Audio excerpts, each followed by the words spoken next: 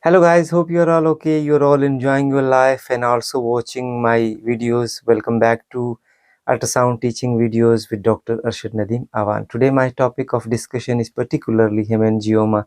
Hemangioma is quite common to appreciate on the ultrasound imaging and on CT and MRI as well. This is benign lesion and is made up of vascular channels ranging from cavernous to capillary. Mainly it has two types, capillary hemangioma and cavernous hemangioma, and for the diagnostic purpose we have ultrasonography, CT scan, MRI, and also scintigraphy. Scintigraphy, that is colloidal scan, and that is a technician label red cell scan. So on that scan it will be high intake, and on DSA there will be cotton wool appearance. Usually this lesion remain asymptomatic, but sometimes it may cause slightly discomfort and there might be a spontaneous rupture or hemorrhage as well. So now start looking for the CT images, ultrasound imaging, and also scintigraphy, how it will appear, and how we will be able to appreciate that. So let's start watching these images.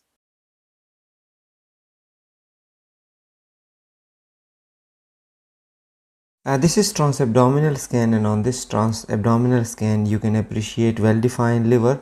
White arrow is indicating a small echogenic, well-defined echogenic lesion. This is hemangioma. As you know, hemangioma happens to be of two types, capillary hemangioma and cavernous hemangioma. This hemangioma is capillary hemangioma, so you can appreciate very tiny, small. It is less than 1 centimeter, or you can call it a sub-centimeter lesion. This is echogenic lesion, and this is a typical example of hemangioma. If you have not seen this before, so you might miss. Therefore, you need to scan all the segments of liver, and this is in the right lobe. So this is a right lobe small hemangioma, less than 1 centimeter, or you can call it a sub-centimeter.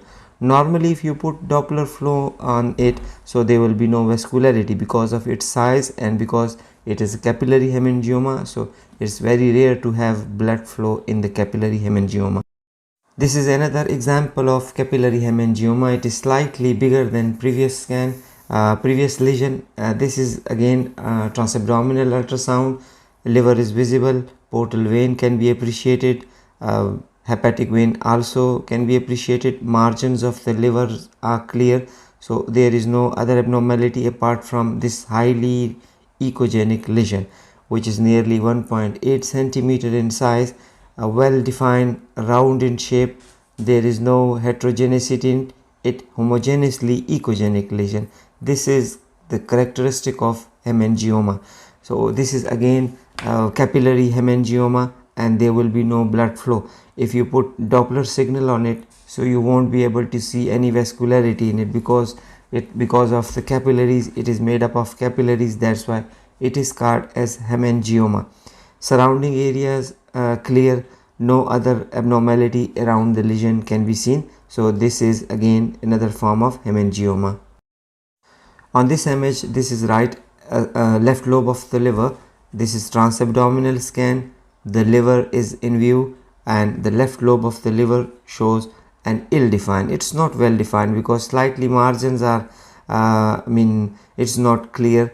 That's why we will use the word ill-defined margins. So ill-defined homogeneously echogenic lesion can be seen in the left lobe of the liver. It is indicated by the yellow arrow, which is indicating hemangioma. This is again a capillary hemangioma.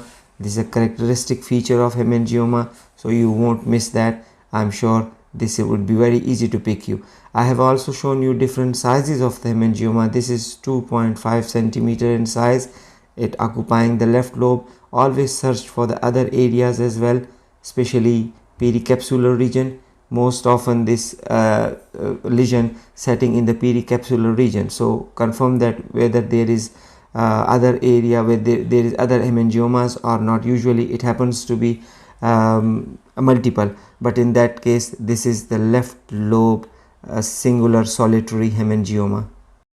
This is transabdominal scan, and on this transabdominal scan liver is clearly visible. Within the liver right lobe, this predominantly echogenic lesion with irregular outline is hemangioma. This comparatively larger hemangioma, and when it is larger than 4 to 5 centimeter, you can call it as a giant hemangioma. So this is an example of giant hemangioma. Look within the lumen, within the lesion lumen, you can appreciate slightly heterogeneous area, and in the center there is well defined hypoequivocal area which look like it's a scar. So if you look for the central scar, so three differentials usually can be used. The one is fibrolamellar carcinoma with the central scar.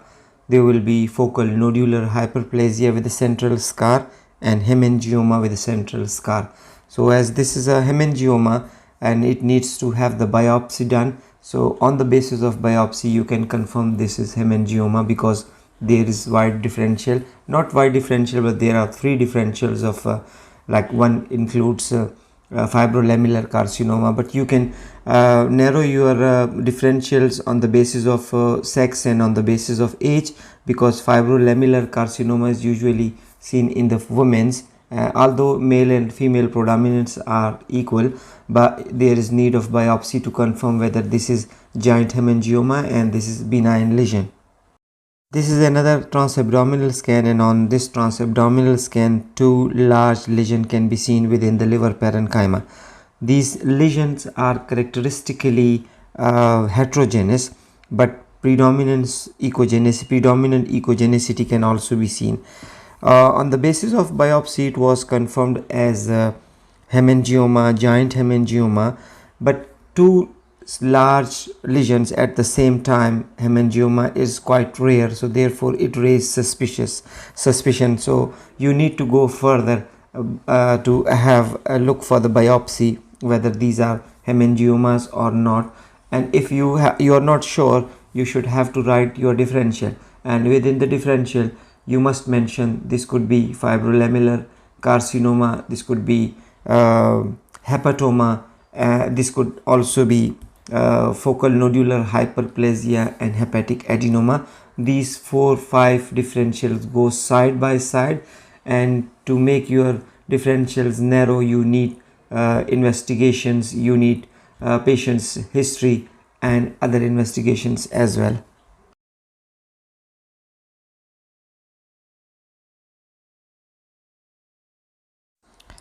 This is CT scan contrast enhanced CT image, axial image. It shows a well defined mass within the liver, right lobe of the liver. It's slightly attenuating from the surrounding, although it is hypodense in characteristic. This is hemangioma. So again, on the basis of this CT scan, you must give your differentials, including hepatoma, including focal nodular hyperplasia, adenoma and fibrolamellar carcinoma. But so far the characteristic pattern on the contrast enhanced CT is concerned, usually it gives rise to centripetal enhancement in the first place, and later on this lesion eventually emerges with the background parenchyma. This CT axial image contrast enhanced CT shows immediate arterial phase, and you can appreciate the contrast has been taken up by the hemangioma. This is a lobulated, well defined hemangioma in the right lobe of the liver. So it shows centripetal enhancement. So because of the enhancement, you can easily pick that this is hemangioma. Normally on the contrast enhanced CT, capillary hemangioma does not give any Doppler signal, but if on the CT you can still appreciate there will be blood flow, but in cavernous hemangioma there will be enhancement, and you will easily pick the blood flow on the contrast enhanced CT. So same in this case, there is enhanced lesion in the right lobe of the liver. This is axial image of the CT, and on this axial image you can appreciate a very large, well defined hypodense lesion with a round margin. You can call it a lobulated margins as well. Right sided kidney is not visualized, although you can see the left sided kidney. spleen can also be seen. So this is an example of giant hemangioma. So giant hemangioma is an hemangioma which size is greater than 5 centimeter, and it usually compressing the surrounding parenchyma, and there will be chance of hemorrhage as well. So it needs further attention, it needs further management. So this is an example of giant hemangioma on the CT images.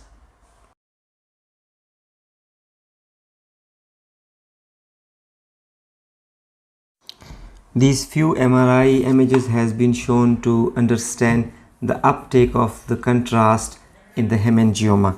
So have a look to this MRI image, and on the right lobe you can appreciate a well-defined lesion with a high signal in the surrounding area. So IV contrast gadolinium has been taken up only in the peripheral region.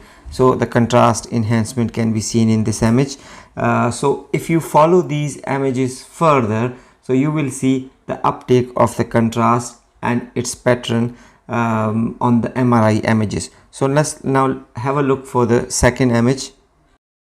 On the second image you can appreciate contrast uptake. So here contrast uptake has been taken slightly greater than the previous one.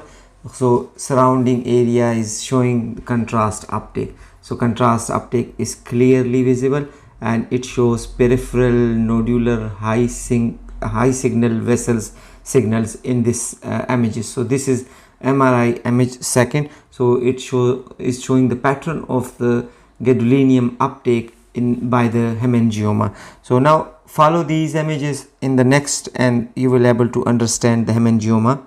On this MRI image, look for the contrast uptake. Now contrast is filling more than 50% of the area of the lesion. So this is hemangioma. IV gadolinium had been given, which is gradually progressing and filling the lesion. Gadolinium contrast is used for the MRI imaging, especially for the detection of a liver lesion. So this is the hemangioma, and now it's nearly filled by the contrast agent and can easily be enhanced, and you can pick this lesion on the MRI. Now this image shows completely filling of the lesion by the contrast. So contrast has been shown here, clearly filling the hemangioma. This is a characteristic of contrast, this is the characteristic of hemangioma, and these are the images of MRI. So on the MRI, this hemangioma can be easily taken up by the gadolinium contrast, and you can appreciate all these signals on these MRI images.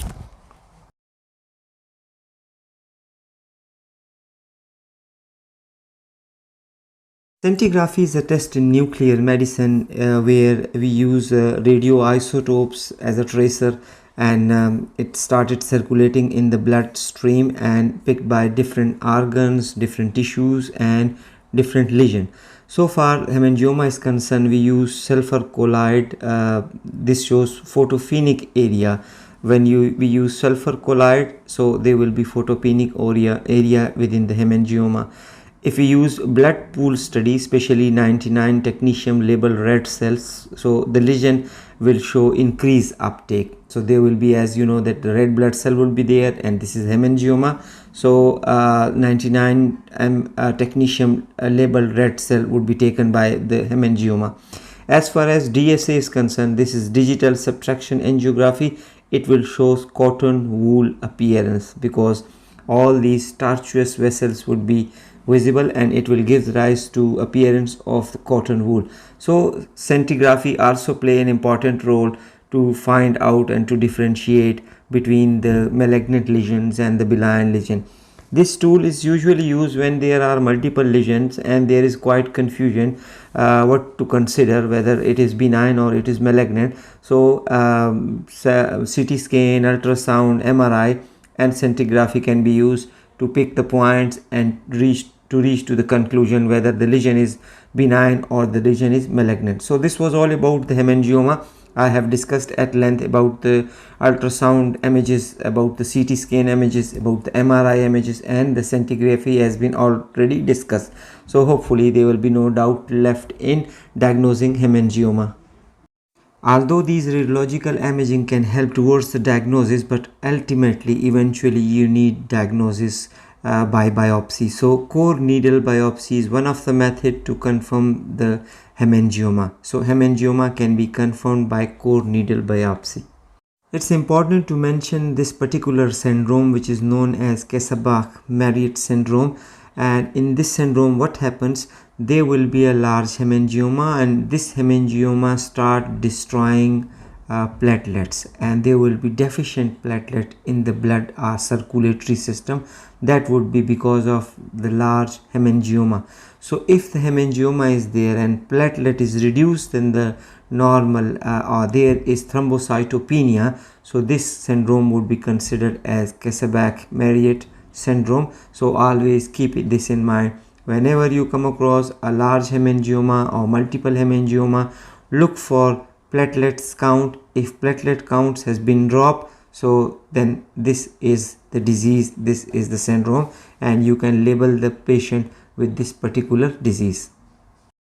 Yes guys, this was all about hemangioma, and you have seen ultrasonic images, CT scan images, and how it will appear on scintigraphy, where it will be with a high uptake, and how it will appear as a cotton wool appearance. So I have discussed all that related to hemangioma, giant hemangioma and capillary hemangioma, and their different pictures on ultrasonic images, contrast enhanced and non-contrast enhanced images. Hope this would be a very useful video for you. Keep watching my videos. Don't forget to give me your feedback, and with some other new video we'll see each other. Till then, take great care of yourself. Bye bye.